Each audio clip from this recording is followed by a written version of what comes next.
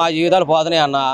ఇప్పుడు ఏంటంటే అక్కడక్కడ మనిషి కనబడకుండా రేటు ఫిక్స్ చేస్తున్నాడు. ఇప్పుడు మొహం చూసుకుంటే కస్టమర్ని అడుగుతాం, అది ఇష్టమా కష్టమా అది మా ఇద్దరిలో చూసుకుంటాం. అక్కడక్కడ గోడచారలేదు బిగ్ బాస్ లాగా కనబడకుండా ఆర్డర్లు ఇస్తాడు. సో మీరు ఇది చేస్తున్నారు అది చేస్తున్నారు అన్నట్టుగా మాకు గైడెన్స్ ఇస్తున్నాడు.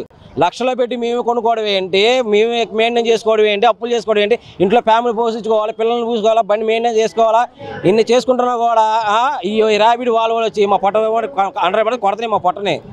ఎందుకంటే దీనివల్ల ప్రాబ్లం మెయిన్ బండి మెయింటెనెన్స్ అంతా 3,20,000 బండి కొనుక్కోవాలంటే నేను కిస్తీ అంతా 12,000 13,000 అవి కట్టుకోమా, లేకపోతే ఈ చూసుకోమా. దానివల్ల కాంపిటీషన్ పరంగా వాడు 10 రూపాయలు తక్కువ ఇస్తాడు, 20 రూపాయలు తక్కువ ఇస్తాడు వీడు ఓవర్ రోడ్. ఇలా పట్టుకొని పోతే ఎవరు బెనిఫిట్ ఎవరికి, కస్టమర్కును ప్లస్ వాడికి. సంకనాకు పోయేవాడు కార్మికులు మేమే.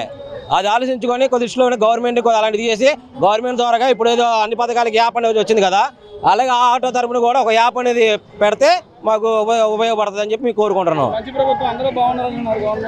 బాగుండాలనుకుంటే అందరికీ న్యాయం చేస్తాం కదా, బాగుండేది బాగా. ఇప్పుడు మళ్ళీ చెప్తున్నా, ఇప్పుడు అందరూ బండి అమ్మఒడి మా వాళ్ళ అదే అంటే ఆవిడ ఫ్లాట్ మాకు 100 గజాలు 1000 గజాలు మా దాంట్లో కలిసిందంట. 1000 గజాలు దిక్కులేదు మాకు లేక, ఆడిన కూడా 1000 గజాలు ఉంటే అది లేక కదా మాకు 72 గజాల్లో 1000 గజాలు ఉందని అందులో చూపించిందంట ఆన్లైన్లో. అమ్మఒడి రాలేదు, వేరే రాలేదు, పిల్లడు కాలేజీ చదువుతారు పీసీ రెసిమెంట్ అది కూడా రాలేదు, ఏమి రాలేదు. రేపు పొద్దున ఆటో 10,000 వేస్తా అన్నాడు, అది కూడా రాదు. ఇక మరి నాకు ఏంది వచ్చినట్టు మరి గవర్నమెంట్ ద్వారాగా ఏం రాలేదు.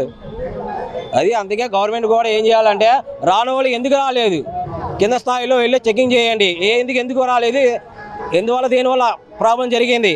మేము మాలంటోళ్ళు ఎవరిని వెళ్ళి అడుగుతాం, మేము అంత అవగాహన లేదు. అది ప్రభుత్వం కాదు, ఎందుకు అర్హత ఉన్న వాళ్ళు కూడా ఎందుకు రాలేకపోయిందో మీరు కింద స్థాయిలో అధికారులే ప్రోత్సహించి పంపిస్తే గడప గడపకి వెళ్ళి మీకు ఎందుకు రాలేదు సమస్య కనుక్కుంటే అది అందరికీ న్యాయం జరుగుద్ది.